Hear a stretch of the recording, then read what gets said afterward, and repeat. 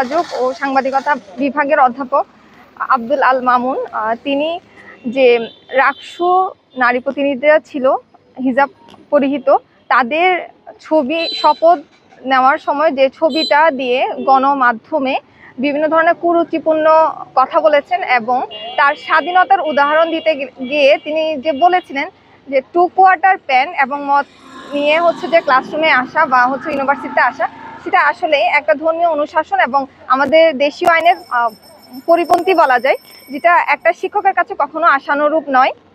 আর সেই সাথে আমরা আরও প্রতিবাদ জানাই সেই রকম মানসিকতার লালন করে সেই টিচারদের প্রতি যারা মূলত হিজাবটাকে শুধুমাত্র একটা অবমাননা অবজ্ঞা করার মধ্যে দিয়ে তারা কুরুচিপূর্ণ মন্তব্য করে যাচ্ছে। কিন্তু আমার তাদের কাছে প্রশ্ন হচ্ছে এটা যে একটা হিজাব কিভাবে যে একটা নারীর অযোগ্যতা, অপারগতা, তার অক্ষমতা প্রমাণ করে, সেটা আমি আসলে বিশ্ববিদ্যালয়ে যে নির্বাচনগুলো হয়েছে, ছাত্র সংসদ নির্বাচন, সেখানে দেখা যায় যে হিজাব পরিহিত নারীও কিন্তু সব জায়গায় নেতৃত্ব দিচ্ছে এবং তারা বিজয় হয়ে আসছে।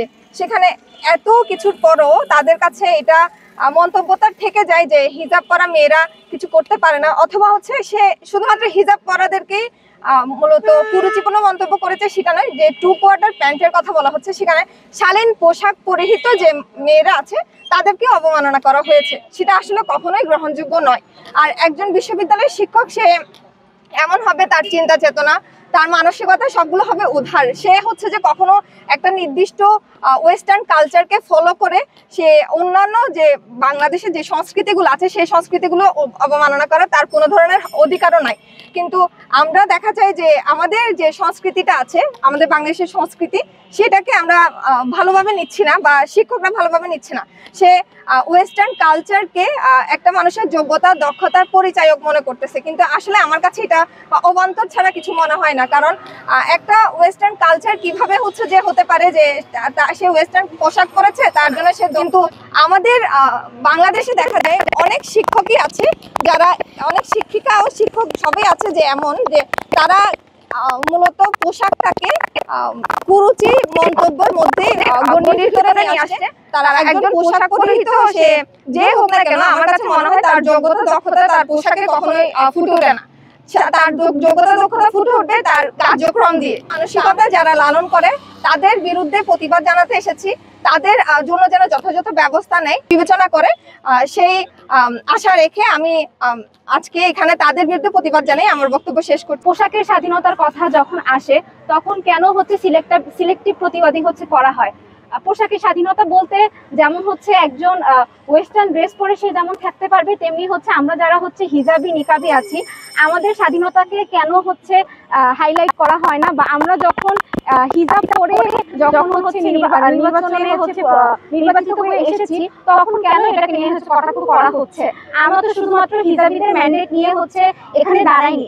আমাদেরকে যারা ভোট দিয়েছেন তাদের মধ্যে হিজাবি, নন হিজাবি বিভিন্ন ধর্মের মানুষেরা আছেন, এবং যিনি এই কটূক্তি করেছেন সর্বোচ্চ বিদ্যাপীঠের একজন শিক্ষক, এবং তিনি পরবর্তীতে ক্ষমা চাইলেও, আমি যদি তার পোস্ট সম্পর্কে একটু বলি, তিনি তার পুরো পোস্টে তিনি ইতিমধ্যে কি কি কাজ করেছেন সত্যের পক্ষে, ন্যায়ের পক্ষে, সেগুলোকেই তুলে ধরেছেন, এবং শেষে শুধু তিনি একটি মাত্র বাক্যই বলেছেন, যদি আমার কথায় তারপরও কেউ আঘাত পেয়ে থাকেন তবে আমি তাদের কাছে ক্ষমা প্রার্থী। অর্থাৎ উনি ক্ষমা চাওয়ার বিষয়টাকে খুবই ছোট করে এখানে দেখছেন, এবং উনার মানসিকতার বহিঃপ্রকাশ এখানে ঘটে যে যে উনি যে সূক্ষ্মভাবে ইসলাম বিদ্বেষী এবং হিজাব বিদ্বেষী, তার পোস্টটি এটা ফুটে ওঠে। কারণ এমন যদি না হতো, উনার পোস্টে, উনার টাইমলাইনে উনার বক্তব্যকে এস্টাবলিশ করার জন্য যে পোস্টগুলো এসেছে উনি সেখানে বিরোধিতা করতেন, কিন্তু আমরা তাকে তেমন এই মানববন্ধনের মধ্যে সীমাবদ্ধ রয়ে যাবে কিনা। আমরা যদি আমাদের দেশের আইনের দিকে একটু তাকাই, ডিজিটাল নিরাপত্তা আইন 28 ধারায় বলা আছে, কোনো ওয়েবসাইটে বা কোনো ইলেকট্রনিক মাধ্যমে যদি কেউ কারো ধর্মীয় অবমাননা করে সেই ক্ষেত্রে সর্বোচ্চ 5 বছরের শাস্তি এবং অর্থদণ্ডের কথা বলা হয়েছে। এই আইনগুলো কি শুধু লিখিত আইনই রয়ে যাবে? এগুলোর বাস্তবায়ন কি আমরা কখনো দেখবো না? আমরা আজকে দেখছি একজন শিক্ষক, সর্বোচ্চ বিদ্যাপীঠের একজন শিক্ষক এমন কটূক্তি করছে, কালকে যে সেটা চট্টগ্রাম বিশ্ববিদ্যালয় বা ঢাকা বিশ্ববিদ্যালয়, অন্য কোনো বিশ্ববিদ্যালয়ের শিক্ষক কর্তৃক হবে না, এই দায়ভার কি প্রশাসন আমাদেরকে বা এই শিক্ষকগণ আমাদের দিতে পারে? একজন করা মানে হচ্ছে সে হচ্ছে এখানে প্রশ্রয় পেয়ে গেল যে হ্যাঁ আমি একটা জঘন্য কাজ, আমি একটা অপরাধ করতেই পারি, এবং গণক্ষমা চেয়ে সেই বিষয়টাকে হচ্ছে খুবই নর্মালাইজ করা হচ্ছে। মানে এইভাবে করে তো আসলে একটা বিষয় চলতে পারে না, তাকে ক্ষুণ্ণ করে। হ্যাঁ, এখানে দেখেন উনি পোশাকের স্বাধীনতা চেয়েছেন, কিন্তু একজন নারী শিক্ষার্থী যদি বোরকা পরে আসে সেই স্বাধীনতা থেকে, উনি সেটা মানতে পারেন না। তো আমরা মনে করি এরকম দ্বিচারিতামূলক আচরণ এটা আসলে একটা শিক্ষাঙ্গনে কখনোই ভারসাম্য বজায় রাখে না। বরং উনার মতো আরো হাজারো শিক্ষক যারা বিভিন্ন বিশ্ববিদ্যালয়ে রয়েছেন, যারা ধর্মকে কটাক্ষ করেন, যারা হিজাবকে কটাক্ষ করেন, তাদের প্রতি আমি একটি বার্তা দিতে চাই। সেটি হচ্ছে, আপনাদের স্বাধীনতার মানে যদি হয় পশ্চিমা কালচারকে প্রমোট করা, আপনাদের স্বাধীনতার মানে যদি হয় কারো ধর্মীয় অনুভূতিতে আঘাত করা, আপনাদের স্বাধীনতার মানে যদি হয় হিজাবকে কটাক্ষ করা, আপনাদের স্বাধীনতার মানে যদি হয় নারী বিদ্বেষী আচরণ করা, তাহলে সেই স্বাধীনতাকে আমরা ঘৃণা ভরে প্রত্যাখ্যান করি। আমরা প্রতিবাদ জানাই সেই শিক্ষকের সেই মন্তব্যের প্রতি, এবং এরকম আরো যত মামুনসের যত বিশ্ববিদ্যালয় রয়েছে আমরা তাদেরকে এই বার্তা দিতে চাই যে বিশ্ববিদ্যালয়ের মতো একটি জায়গায় এসে আপনারা আর যাই হোক দ্বিচারিতামূলক আচরণ অন্তত আমাদের সাথে করতে আসবেন না। আজকে ডাকসু, জাকসু, চাকসু এবং রাকসুতে শিক্ষার্থীরাই রায় দিয়েছে যে আসলে তাদেরকে তারা প্রতিনিধি হিসেবে চায়, তারা কি সেই পশ্চিমা কালচারের পক্ষে নাকি তারা স্বাধীনতার পক্ষে, এই রায় শিক্ষার্থীদের থেকে এসেছে। সুতরাং তাদেরকে কটাক্ষ করার কোনো অধিকার আপনাদের নেই, তাদেরকে কটাক্ষ করার কোনো প্রকার অধিকার বিশ্ববিদ্যালয়ের কারোরই নেই। বরং তারা তাদের যোগ্যতায় নিজেকে প্রমাণ করেছে এবং তাদেরকে সেখানে কাজ করতে দেওয়া উচিত। পোশাক নিয়ে স্বাধীনতার যে ব্যাপারটি, সেখানে যার ইচ্ছা সে হিজাব পরবে, যার ইচ্ছা হিজাব পরবে না সে হিজাব পরবে না, এটা সবার স্বাধীনতা। কাউকে কেউ অপমান করার মতো কোনো অধিকার বিশ্ববিদ্যালয়ে রাখে না। বিশ্ববিদ্যালয়ের একজন শিক্ষক সম্প্রতি মন্তব্য করেছেন আমাদের হিজাবি বোনদেরকে কটাক্ষ করে, এবং সেই সাথে তিনি বলেছেন তিনি ক্লাসরুমে নাকি মদের বোতল নিয়ে যাবেন। এখন একজন শিক্ষক হচ্ছেন আমাদের সমাজে আলো ছড়ান, তিনি আমাদেরকে আলোকিত করেন, আমাদের পথ প্রদর্শক রূপে কাজ করেন। কিন্তু এমন একজন মানুষের কাছ থেকে যখন আমরা এরকম বিদ্বেষী একটি বার্তা পাই, তখন সেটি আসলে পুরো সমাজ এবং রাষ্ট্রের জন্যই এক ধরনের অন্ধকারাচ্ছন্ন বার্তা দেয়।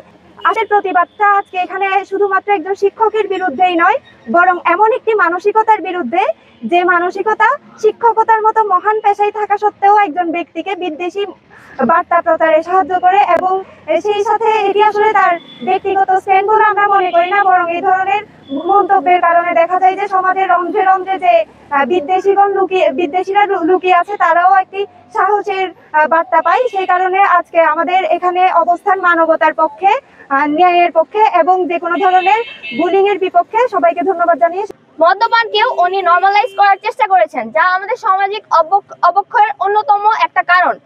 আমি মনে করি উনি শুধুমাত্র ওনার নিজের মেন্টালিটির এখানে বহিঃপ্রকাশ করেননি, ওনার মতো আরো অনেক শিক্ষকরাই আমাদের দেশে আছে বিভিন্ন ভার্সিটিতে। উনি ওই সকল শিক্ষার্থীদেরকেও উনি এই পোস্টার মাধ্যমে অনুপ্রাণিত করবেন, যাতে ভবিষ্যতে তারা আমাদের বোনদের সাথে এই কাজ করতে পারবে। কিন্তু আমরা এটা কোনোভাবেই মেনে নিব না। আমাদের দাবি থাকবে এটাই, হিজাবি হোক নন হিজাবি হোক, আমাদের কোনো বোনদেরকে আলাদা করা যাবে না। আমাদের রাকসু, জাকসু, চাকসু সকল জায়গাতে আমাদের হিজাবি বোনরা অলরেডি তাদের সক্ষমতা, তাদের নির্বাচিত হওয়ার মাধ্যমে তাদের সক্ষমতার বহিঃপ্রকাশ করেছে। তারা আমাদের জন্য কাজ করতে এসেছে, তাদের জন্য আমাদের এমন একটি পরিবেশ তৈরি করতে হবে যাতে তারা সহজেই আমাদের জন্য কাজ করতে পারে, তাদেরকে আলাদাভাবে যাতে ফ্রেমিং না করা। রাজশাহী ইউনিভার্সিটির একজন শিক্ষক আব্দুল্লাহ আল মামুন কর্তৃক ফেসবুকে যে হিজাবকে কটাক্ষ করে যে পোস্টটি করা হয়, সেটার জন্য আমরা এখানে মানববন্ধনে দাঁড়িয়েছি। এই ইস্যুটি শুধু আমাদের বিবেককে নাড়া দেয়নি, বাংলাদেশের প্রতিটি ধর্মপ্রাণ এবং সচেতন নাগরিককে নাড়া দিয়েছে। তো আমরা বলতে চাই, হিজাব শুধুমাত্র আমাদের ব্যক্তি স্বাধীনতা না, হিজাব আমাদের বিশ্বাস এবং আমাদের সম্মানের প্রতীক। কিন্তু আমাদের শুধুমাত্র রাজশাহী ইউনিভার্সিটিতে না, অনেক ইউনিভার্সিটিতে দেখা যায় যে শিক্ষকরা হিজাব, নন হিজাব, নিকাবি, নন নিকাবি এভাবে ট্যাগ দিয়ে আমাদের অনেক মা বোনদেরকে একটা আলাদা করে ফেলে। নিজের ক্যাম্পাসে তারা একটা সীমাবদ্ধতার মধ্যে পড়ে যায়, যার ফলে তারা কাজ করতেও দ্বিধাবোধ করে।